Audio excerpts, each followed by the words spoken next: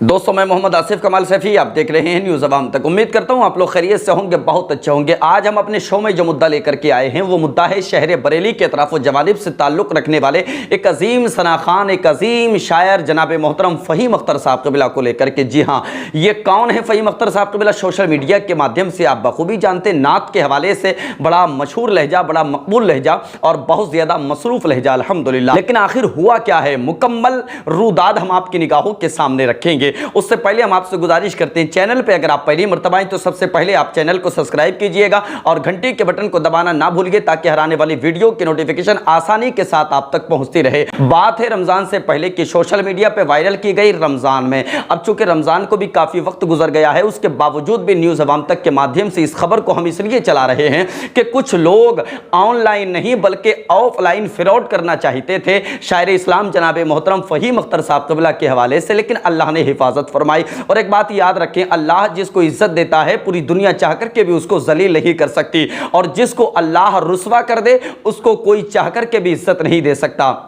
अल्हम्दुलिल्लाह, शायर इस्लाम जनाब मोहतरम फ़हीम अख्तर साहब कबिला को अल्लाह ने इज्जतों से नवाजा है, शोहरतों से नवाजा है, बुलंदियों से नवाजा है। लेकिन एक ज़मीन के मैटर को लेकर के, ज़मीन के मामले को लेकर के शायर इस्लाम मोहतरम फ़हीम अख्तर साहब कबिला पर तरह तरह के बहतान लगाए गए और तरह तरह की बदगुमानियाँ आवाम के सामने शेयर करने की कोशिश की गई। सोशल मीडिया के माध्यम से उनको बदनाम करने की कोशिश की गई। साजिश के तौर पर बरेली शहर से एक फतवा लिया गया जो कि फ़हीम अख्तर साहब कबिला के खिलाफ फतवा था, लेकिन चूंकि फ़हीम अख्तर साहब कबिला उस फतवे की इज्जत में नहीं आते थे और ना ही वो आज भी उस फतवे की इज्जत में आते हैं। ये अलग बात है कि जिन लोगों ने फतवा लिया था उन लोगों का मंसूबा ये था कि हम किसी तरह से मौलाना फ़हीम अख्तर साहब कबिला को सोशल मीडिया के माध्यम से रुस्वा कर दें, स्टेज से बाइकाट कर दें, बस्ती में हुक्का पानी बंद कर दें। आपने एक मिसाल सुनी होगी कि अगर कोई शख्स किसी और के लिए गड्ढा खोदता है, किसी और के लिए गड्ढा तैयार करता है, तो कहीं ना कहीं उस गड्ढे में वो खुद ही गिरता हुआ नजर आता है। बिल्कुल ऐसा ही हुआ।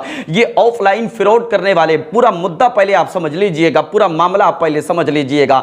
मौलाना फ़हीम अख्तर साहब कबिला जहां एक शायर की हैसियत रखते हैं, वहीं प्रॉपर्टी डीलर भी हैं। आप जमीन की खरीदो फरोख्त का मामला आप करते हुए नजर आते हैं। एक जमीन आपने बेची और उस जमीन के बेचने के बाद बयाने के तौर पे 4.5 लाख रुपया आपने ले लिया एक पार्टी से। ये दो फोटोज आप देखिएगा जो स्क्रीन पर लगे हुए हैं। जी हाँ, इन्हीं लोगों से 4.5 लाख रुपया शायर इस्लाम मोहतरम फ़हीम अख्तर साहब कबिला ने लिया। अब चूंकि मैं हिंदी की चिंदी करके आपको समझाने की कोशिश कर रहा हूं, मैं अगर मुकम्मल फतवा आपके सामने रखने लगूं कि जैद ने यह कहा, बकर ने यह कहा और जैद पे ऐसा हुआ, बकर पे ऐसा हुआ, तो आप कहां समझ पाएंगे। मैं बिल्कुल आपकी भाषा में आपको समझाने की कोशिश कर रहा हूं। वीडियो पे बिल्कुल आखिर तक बने रहिएगा। 4.5 लाख रुपया मौलाना फ़हीम अख्तर साहब कबिला ने ले लिया और एक तारीख मुतय्यन की गई कि फला तारीख में आप बकिया रकम दे दीजिएगा और जमीन की रजिस्ट्री करा लीजिएगा। अब उसी पीरियड में अल्लाह के नबी सल्लल्लाहु अलैहि वसल्लम की बारगाह से मौलाना फ़हीम अख्तर साहब कबिला का बुलावा आ जाता है और वो उम्रे के लिए मदीना शरीफ की तरफ रवाना हो जाते हैं। लेकिन जाने से पहले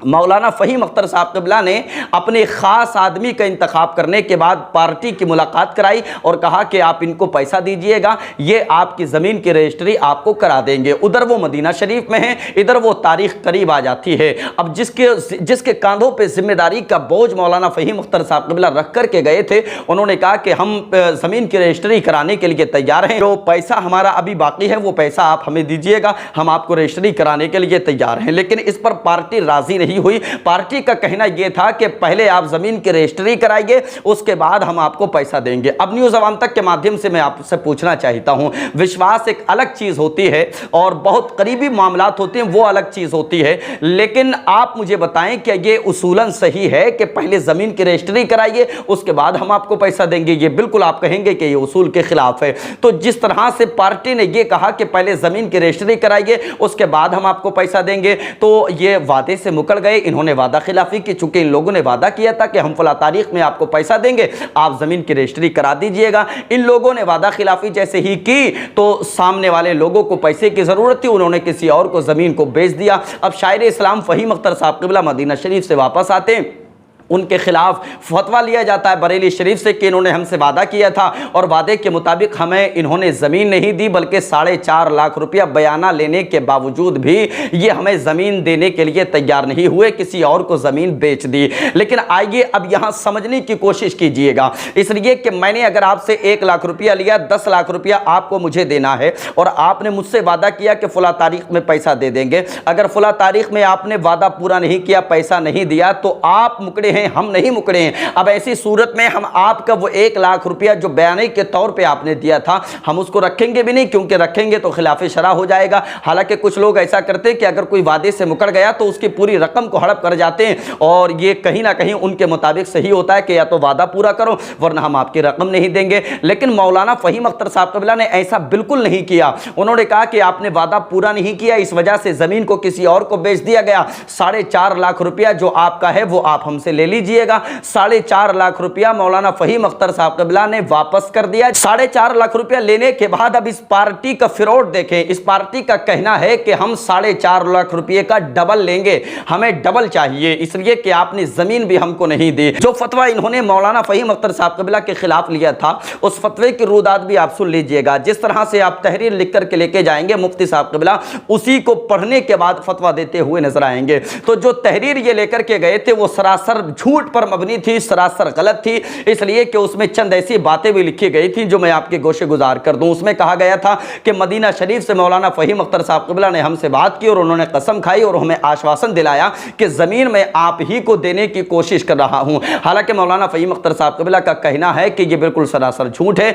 ऐसा कोई वादा हमने किया नहीं, मदीना शरीफ में रहकर के हमारी कोई बात नहीं हुई। और जो सदाकत पर मबनी बातें थी वो तहरीर करने के बाद मौलाना फहीम अख्तर साहब क़िबला ने ही मुफ्ती साहब क़िबला से राब्ता किया और राब्ता करने के बाद फिर तहरीर उनकी बारगाह में पेश की। फिर जो फतवा आया, अब उस फतवे के सदमे ये लोग लाजमी आ जाते हैं। तो इसलिए कि लोगों ने मौलाना फहीम अख्तर साहब क़िबला के खिलाफ एक गेम खेलने की कोशिश की, उनको रुस्वा करने की कोशिश की, उनको बदनाम करने की कोशिश की। तो रुस्वा करना, बदनाम करना, किसी बाइज्जत शख्स को रुस्वा करने की कोशिश करना भी शरीयत में ममनू है। और इन लोगों ने तो बाकायदा फतवा लिया और तमाम तर सोशल मीडिया पे उसको वायरल करने की कोशिश की। तो अब जो फतवा मौलाना फहीम अख्तर साहब क़िबला ने लिया है, उस फतवे के जद में ये लोग आते हैं, तौबा इस्तिग़फ़ार लोगों को करनी चाहिए उस फतवे के रूह से। हालांकि शायद के कर ली हो, उसका मुझे इल्म नहीं है, लेकिन मौलाना फहीम अख्तर साहब क़िबला उस फतवे के जद में नहीं आते जो कि इस पार्टी ने लिया था। अल्हम्दुलिल्लाह मौलाना फहीम अख्तर साहब क़िबला ने सारी सच्चाई सोशल मीडिया के माध्यम से वायरल भी कर दी और हमने भी चाहा कि न्यूज़ अवाम तक के माध्यम से इस सच्चाई को आपकी निगाहों के सामने रखा जाए। तो हम पूरे मामले को आप कैसा देखते हैं, अपने तासुरात कमेंट बॉक्स में पेश कीजिएगा। मिलते हैं नेक्स्ट अपडेट के साथ, तब तक के लिए अपना ख्याल रखिए।